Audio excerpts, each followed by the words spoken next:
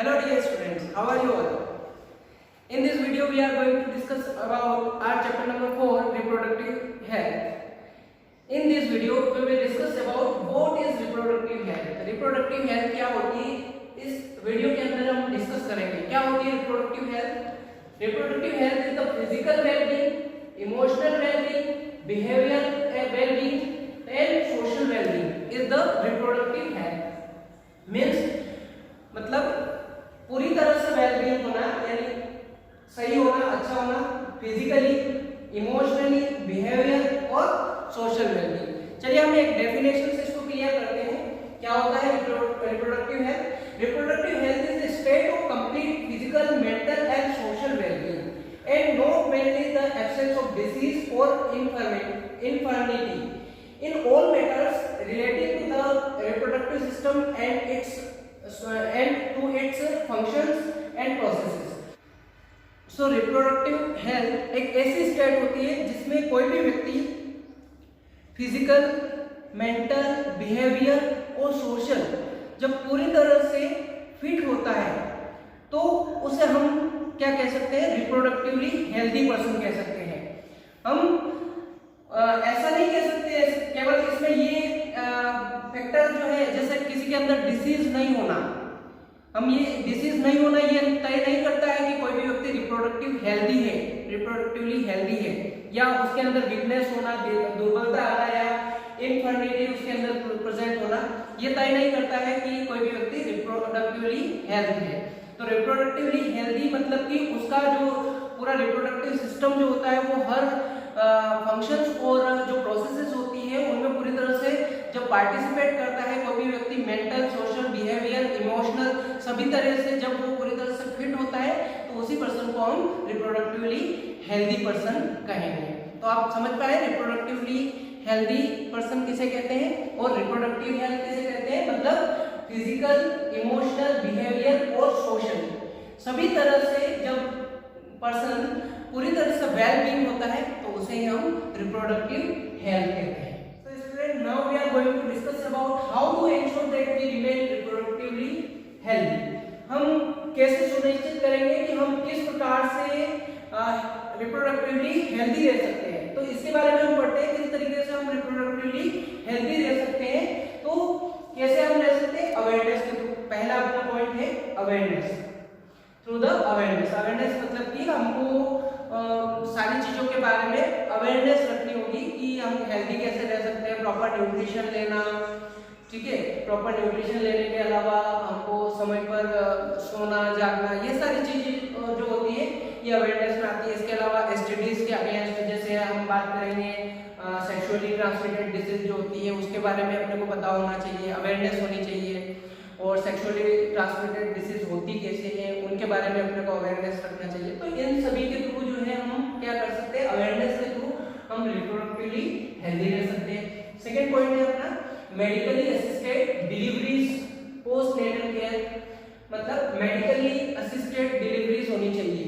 मतलब कि हम कभी-कभी आपने गांव में देखा होगा कि जो दाई जी होते हैं वो दाई जी क्या करवाते हैं? डिलीवरीज करवाते हैं. तो वहां पर मेडिकली असिस्टेड डिलीवरीज नहीं होती है. हो सकता है जर्म लग सकते हैं, बच्चे को लग सकते हैं, माँ को लग सकते हैं. तो बैक्टीरिया वगैरह रहते हैं अपने एटमॉस्फेयर के अंदर, एनवायरनमेंट में बैक्टीरिया होते हैं तो बैक्टीरिया लग सकते हैं और वो डिसीज कोज कर सकते हैं. तो मेडिकली असिस्टेड डिलीवरीज हमेशा होनी चाहिए. हमको जो डिलीवरीज की फैसिलिटीज गवर्नमेंट के थ्रू, गवर्नमेंट हॉस्पिटल में प्रोवाइड की गई है तो उनका हमको जो है लाभ देना चाहिए. हमको जो डिलीवरीज हैं वो हमेशा हॉस्पिटल्स के अंदर करवानी चाहिए ताकि वहाँ पर अगर कोई भी क्रिटिकल सिचुएशन होती है तो उसमें डॉक्टर जो है उसको हैंडल कर लेते हैं और सारे जो इक्विपमेंट वहाँ पर प्रेजेंट करते हैं, इक्विपमेंट की वजह से भी हम सारी फैसिलिटीज होने की वजह से हम जो है अच्छे से proper deliveries, medically assisted deliveries hospital के अंदर करवा सकते हैं. इसके अलावा पोस्ट नेटल केयर के बारे में भी हमको ध्यान रखना चाहिए. मतलब बच्चे के जन्म के बाद में कितना समय तक हमको जो है बच्चे को माँ का दूध पिलाना है, ये सारी जो सिचुएशंस होती है इन सारी सिचुएशंस के बारे में हमको पता होना चाहिए. मतलब बच्चे को कितने टाइम तक माँ का दूध पिलाना है और कौन कौन सी चीजें अपने को खाने के लिए उस माँ को देनी चाहिए, ताकि उसका जो है न्यूट्रिशन मतलब न्यूट्रिशन लेवल बढ़े और बच्चे को वो अच्छे से अच्छे न्यूट्रिशन प्रोवाइड कर सके। तो इस तरीके से पोस्ट नेटल केयर के बारे में भी अपने को जानकारी होनी चाहिए। Next, smaller families. Smaller families का मतलब ये होता है कि यहाँ पर जितने भी पॉपुलेशन इंक्रीज हो रही है कंटिन्यूसली, तो ये पॉपुलेशन एक्सप्लोजन हो रहा है, तो हम ध्यान नहीं दे रहे हैं कि गवर्नमेंट ने बहुत सारे प्रोग्राम्स चलाए हुए हैं कि छोटा परिवार सुखी परिवार, इस बारे में एक स्लोगन है। तो हम क्या कर रहे हैं, हमारा परिवार मतलब बहुत बड़े बड़े हो जाते हैं या एक एक व्यक्ति के 2-2 3-3 बच्चे, तो वो that is not good thing. तो फैमिली हमेशा स्मॉलर होनी चाहिए, मतलब एक व्यक्ति के 1 से 2 बच्चे, इससे ज्यादा नहीं होनी चाहिए। तो स्मॉलर फैमिलीज को अपने को यहाँ पर रखना चाहिए, मेन मोटिव इसका मतलब। Then detection and cure STDs. STDs होने पर उसका डिटेक्शन हो जाना चाहिए और उसको ठीक करने के लिए भी अपने को जो है मेडिकेशन है वो मेडिकेशन उनको लेना चाहिए। डिटेक्शन मतलब कि हमको उसको आइडेंटिफाई करना चाहिए कौन सी एसटीडी हुई है। एसटीडी का मतलब ये होता है सेक्सुअली ट्रांसमिटेड डिसीज, जो कि सेक्सुअली कांटेक्ट की वजह से क्या होती है, ट्रांसमिट होती है एक से दूसरे पर्सन के अंदर। तो उनका डिटेक्शन टाइम पर होना चाहिए और फिर उनको क्योर करने के लिए हमको मेडिकेशन भी लेना चाहिए। नेक्स्ट है इंक्रीज मेडिकल फैसिलिटीज। अब गवर्नमेंट के थ्रू बहुत सारी मेडिकल फैसिलिटीज को इंक्रीज कर दिया गया। हम देखते हैं कि पहले रूरल एरियाज जो होते हैं, मतलब कि गांव वाले जो एरियाज हैं, उन गांवों के अंदर पहले मेडिकल फैसिलिटीज नहीं थी, लेकिन अब क्या हो गई, इंक्रीज हो गई मेडिकल फैसिलिटीज, यानी कि मेडिकल फैसिलिटीज इंक्रीज होने की वजह से हम रिप्रोडक्टिव हेल्दी रह सकते हैं। मतलब कि हमको अगर छोटी से छोटी डिसीज भी होती है तो हम तुरंत जाकर जो है प्राथमिक स्वास्थ्य केंद्र वगैरह जो गांव में होते हैं उनमें जाकर हम डायरेक्टली हम मेडिकेशन वहां से ले सकते हैं। तो हम वो मतलब किस तरीके से रिप्रोडक्टिवली हेल्दी रह सकते हैं इसके बारे में हमने पढ़ा। आगे हम देखते हैं reproductive and child health care program RCH 1997। अब क्या होता है कि लोगों को रिप्रोडक्टिवली हेल्दी रहने के लिए गवर्नमेंट ने बहुत सारे प्रोग्राम चलाए हुए हैं। जैसे एक प्रोग्राम गवर्नमेंट ने चलाया था 1997 में, प्रोग्राम का नाम था reproductive and child health care program. इसमें रिप्रोडक्टिव संबंधी और जो चाइल्ड हेल्थ केयर जो होती है उसके संबंधित लोगों को अवेयर किया जाता था, उनको जानकारी प्रोवाइड की जाती थी। इसको शॉर्ट में RCH कहा जाता है।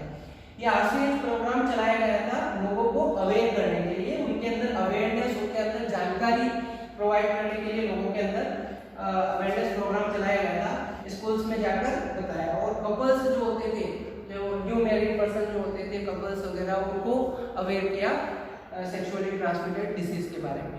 सो dear student, I hope you have understand this topic.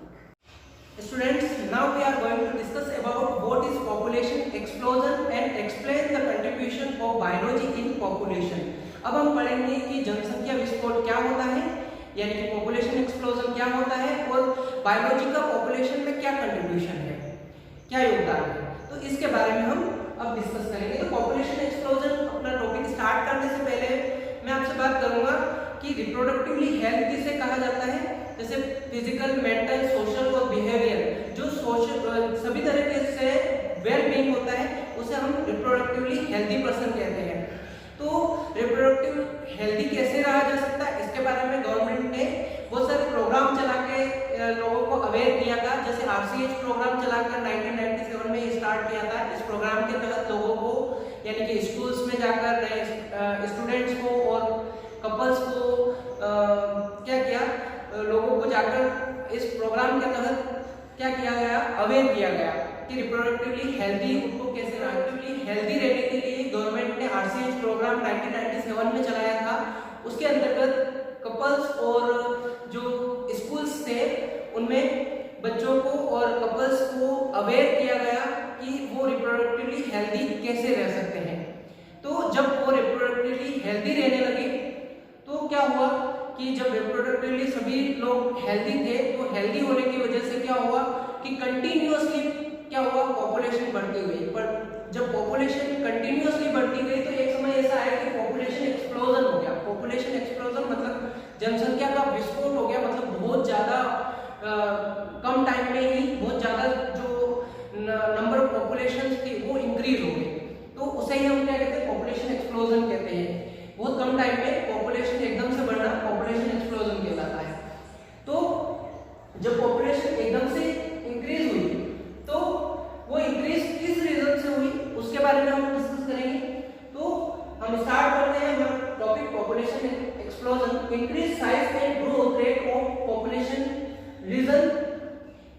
थे कि पॉपुलेशन की साइज और ग्रोथ जो है वो एकदम से बढ़ी, तो क्या हुआ, डिक्रीज डेथ रेट जो थी वो डिक्रीज हो गई, क्योंकि क्या हुआ था कि सभी रिप्रोडक्टिवली हेल्दी रहने लगे थे, मतलब सभी के अंदर अवेयरनेस आ गई थी। तो अवेयरनेस आने की वजह से क्या हुआ कि डेथ रेट डिक्रीज हुई। तो डेथ रेट डिक्रीज होने की वजह से क्या हुआ कि मतलब ज्यादा से ज्यादा पॉपुलेशन इंक्रीज हुई। डिक्रीज मैटरनल मोर्टेलिटी रेट, यहाँ पर जो मैटरनल मोर्टेलिटी रेट जो होती है वो डिक्रीज हुई। इसके अलावा डिक्रीज हुई infant mortality rate. Infant mortality rate भी यहाँ पर डिक्रीज होने की वजह से क्या हुआ, पॉपुलेशन का एक्सप्लोजन हुआ। तो यहाँ पर हम कह सकते हैं कि पॉपुलेशन एक्सप्लोजन किसकी वजह से हुआ, डिक्रीज डेथ रेट यानी कि मृत्यु दर की कमी की वजह से हुआ। Second, decrease maternal mortality rate यानी कि जो माँ जो थी, मदर की मोर्टेलिटी रेट में कमी आई, यानी कि उसकी मृत्यु दर में कमी आई। डिक्रीज इन्फेंट मोर्टेलिटी रेट यानी कि जो शिशु की जो मृत्यु दर थी, यानी कि बच्चों की जो मृत्यु दर थी वो कम हुई। तो इसकी इन सभी कारणों की वजह से क्या हुआ, पॉपुलेशन का एक्सप्लोजन हुआ, यानी कि पॉपुलेशन एकदम से इंक्रीज हुई, पॉपुलेशन एकदम से बढ़ी, उसी को हम पॉपुलेशन एक्सप्लोजन कहते हैं।